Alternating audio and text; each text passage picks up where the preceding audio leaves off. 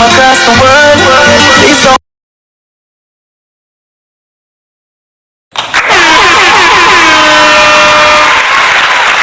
some them are my way.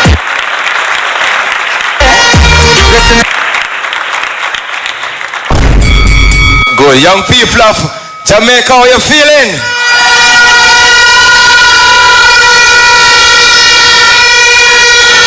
Boy, they really look good. This is really a good look for the People's National Party and a good look for Jamaica. The young people have come out in their numbers and they're making a statement that time come for a better government and time come for our common leader Mark Jefferson Golden to lead Jamaica into a brighter future. Comrades, my posters them free. Let's start put them up back.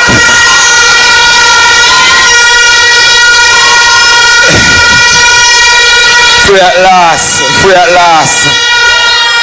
My God, we're free at last. And we told the labor rights, we expressed to them that they were ill-informed and they didn't understand the law properly, but they were very arrogant in their style of leadership. And the arrogant leader is like a broken glass trying to pretend to be perfect. But those of us looking on that glass can see that it's shattered and it's not good. And that is the leadership that the Jamaica Labour Party has brought to us here in Jamaica. They're like a broken glass, waiting but cannot be fixed. We have to replace it. Comrades, I stand here tonight with memories of myself. A young boy growing up in Mount Salem who wants a better future for not just himself but his community, his city and his country. And I took it upon myself, comrades, to get inquisitive about what it takes to improve yourself, what it takes to improve your community, what it takes to improve your country. And I studied hard. I went to Cornwall College and went to the University of the West Indies and I went to England to live. And whilst living in England, I was given many job opportunities. As a matter of fact, my own examiner who was at Oxford called me one day and he said, Andre, why go back to Jamaica? The place is a third world country, it's developing, and a person like you, your skills will more be valued in a place like England. And I thought about it and I said to him, for those reasons that you have just outlined, that the place is backward and need development, a person like Andre Houghton as an economist must go back and contribute to that development that the country needs so well.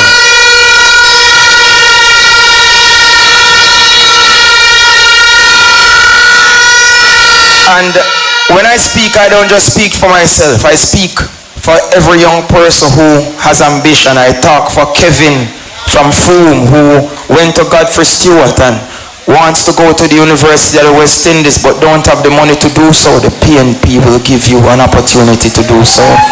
I speak for Sarah, who went to Mannings and has gone to the University of the West Indies, and all her friends are telling her, Sarah, you need to migrate in order for you to become wealthy. This People's National Party government will give young people the opportunity to become wealthy right here in their island home. Comrades, the transformational leadership that the People's National Party is coming with at this time is second to none.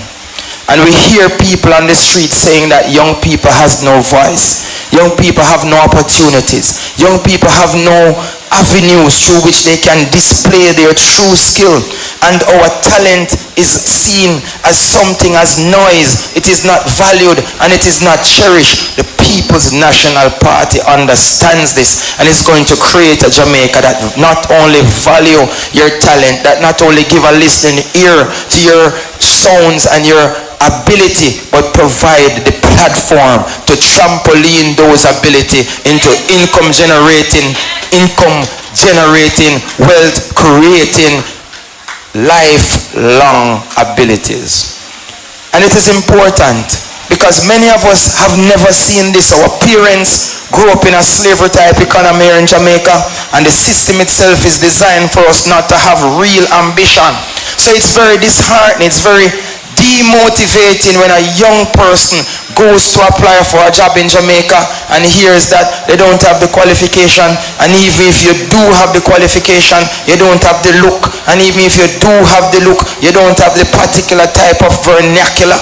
Even if you do have the vernacular, you're from a wrong place. Even if you're from the right place, they find some excuse not to give you the opportunity to advance yourself and to advance your family. And we're saying to you that no, time come for a better approach towards leadership in this country. Time come for not just brown-skinned people to get all the opportunities. Time come for black people in Jamaica. Time come for rural area people to be given opportunities as well, to make themselves better off and their families better off. And it is important because Jamaica is a melting pot, and out of many we are one people. That is why you look around us, we have people of all shades, all color, all sizes. Our leader Mark Golden, our deputy general secretaries who are here, our PNP YO, our general secretary, myself, Nikisha, every one of us, we are here as leaders to help to transform this country to move forward. Yesterday I went to interview a young boy. He designed an app that tracks and monitor the children when they go to school. So how it works is the children, when they go to school, it sends a text message to their parents that your child has arrived at school. When they leave school, it sends a text message to the parents that your child has left school. It records their homework. It records their attendance. It has an AI system that sends messages to the principal that, hey, this child has been absent for 3 days. This child has been absent for a month. And the principal now send a message to the parents, hey, what's happening? This is the innovative style of leadership that the People's National Party is coming with to transform the lives and to protect our young people across the length and breadth of Jamaica. Now when we look at Westmoreland, since Sugar has left, I have studied the map and I haven't seen the replacement here for Sugar in Westmoreland. And many young people, as Comrade Hales quite rightly said, that when they go to university, they don't come back to Westmoreland because they don't see the opportunities down here as they see in Kingston or as they see in Montego Bay. But time is of the essence now, comrades. And given that we have 14 parishes, our comrade leader has taken the time out to look at the industries that exist in these parishes, to look at the avenues for industry in these parishes, and Westmoreland is on the top of his agenda. Not because we are here tonight, but many of our colleagues in Kingston, both wealthy at the top of their business class and doing real work in Jamaica, are from Westmoreland. And I say to you, in 2014, we had a conference at the university called Guilty Drugs Innocent Plant. At that time, we invited a lot of the people in the ganja industry, America, to come here. And at that time, Comrade Leader Mark Golden was also inquisitive about the potential of the ganja industry. And when they came, they were able to help us to orchestrate the right plan to move ganja forward in Jamaica. And in 2015, we took the first step to decriminalize ganja and legalize it for medicinal purposes. And we had it in mind to expand it, to bring industry, to look at every single one of you who are producing something in ganja. Miss Matty, who made our rubbings from ganja and pimento seed. Miss Ida, who made some medicine from white rum and ganja. Miss Brown, who made some alcohol and ganja to sniff when she catch cold.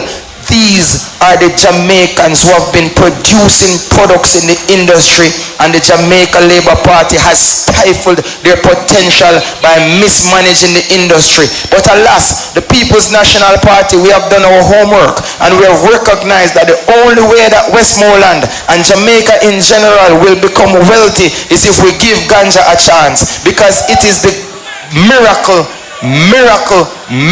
product. We talk about all types of cancer, we're talking about ganja.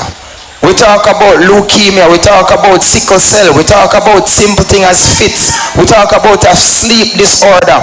We are talking about creating a proper nutraceutical and pharmaceutical industry built on the backbone of ganja. All the empty cane lands that you look at George's Plain, all the empty cane lands in Froome, Pineda, you there?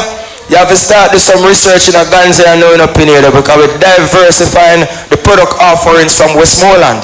And what our research has shown is that if we were to get this ganja industry right, it can produce on an annual basis over 11 billion US dollars, which is over 70% of Jamaica's current GDP.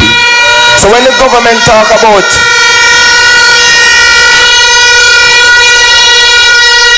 When 5 in 4, they want to create 5% growth in 4 years. And we look at a GDP of $20 billion. It's not 20, it's about 18, but let's put it at 20. And we say, what's 5% of 20 billion? They're looking at $1 billion. And we are saying to ourselves, how difficult it is for us here in Jamaica to produce an economy that grows by $1 billion US per year. If we have 14 parishes and we break it up, we're talking about less than 100 million per parish. And it is easy because economic management is simple. All we have to do is to look at the amount of people in the country, look at the amount of resources we have, and everything can be calculated. So when the mayor come and talk about staying in a lane, Mr. Mayor, man, mute, man. Mute. No say nothing. No say nothing.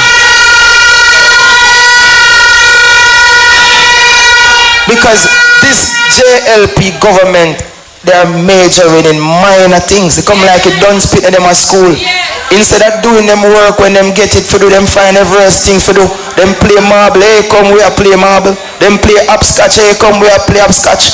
Everything except do the mathematics, except do the English, except do the science. So they are not interested in the development of this country for the betterment of the people. They are only interested in fanfare, cutting a ribbon here and there. Somebody said to me, they said the person who sell ribbon in Jamaica must rich because that's all the Labour Party government wake up and do cut ribbon, without no real development taking place in Jamaica. I don't even want to touch on the hospital situation because you yourself live through it and realize that the Labour Party is campaigning for us. They must mash up all the hospital them, so they must want the PNP to come fix them back because they can't fix them back. After 10 years, every minute, oh, we plan to do this, we plan to do that. Watch the folly and the mirage. It's a broken glass. It has no substance. It cannot show us ourselves, and they cannot see that their arrogance is disrespectful to the Jamaican people. Comrades, I'm the Shadow Minister for Science and Technology, and what we have planned is to infuse technology and science into all the industry that exists in Jamaica. First and foremost, we're talking about technology in agriculture, so we reduce the wastage. We're talking about building micro dams so we can store water and redistribute water from the drought time to the flood time. We're talking about technology in finance, so you can stay at home and your child is at school, you can send a text message and send money to your child so you can purchase lunch. We're talking about technology in education, where we know, as I just told you, we have the app to register your child so less people get missing from school when they go to school. The world is changing. The chalk and the original type of teaching and learning has evolved. So we know, as the persons who understand, that must also help our people to evolve. Big tech, artificial intelligence, machine learning, all these things are new things that the world are now capitalizing on and are making billions, and all you need to participate is a simple computer. The People's National Party is here to support your endeavors to become better people. The government increased their own wages by 300%. It was already in the tens of millions, them increase it to further tens of millions. Our minimum wage, which is $15,000, them increase it by $1,000. You want a more wicked and caring set of leaders who only believe in fattening them own pocket and take poor people for fool. Comrades, minimum wage was a concept introduced by Michael Manley and the People's National Party in the 1970s, long before we were born. So it's a concept discussed in the past. For the future, you don't know what we are discussing? Wealth, maximum potential, riches, unicorn. Gone are the days when Jamaican people want to work in a hotel for minimum wage. Gone are the days when a farmer want to grow crops for sell it for minimum wage. Every young person now that you speak to want to generate wealth. Them want to build a mansion in them jungle. Them want a beast for skate on a toll. Them don't want a pro box. Because our young people have ambition. And this is why it is important for you to recognize that Mark Jefferson Golden is the man with the plan. And you want to know when you know a good leader? He knows how to delegate. So he has surrounded himself with young people like myself, young people like Nikisha Burchell, young people like Gabriel Morris, young people like Peter Gay, a ton load of young people who will bring the youthfulness to the experience that they already have. With the blend of youthfulness and experience, there's no stopping the potential of Jamaican people. Big up yourself again, young people, and thanks for coming out. Comrade Leader Mark Golden, the next leader of Jamaica. Time come for difference, time come for a change, time come for the People's National Party.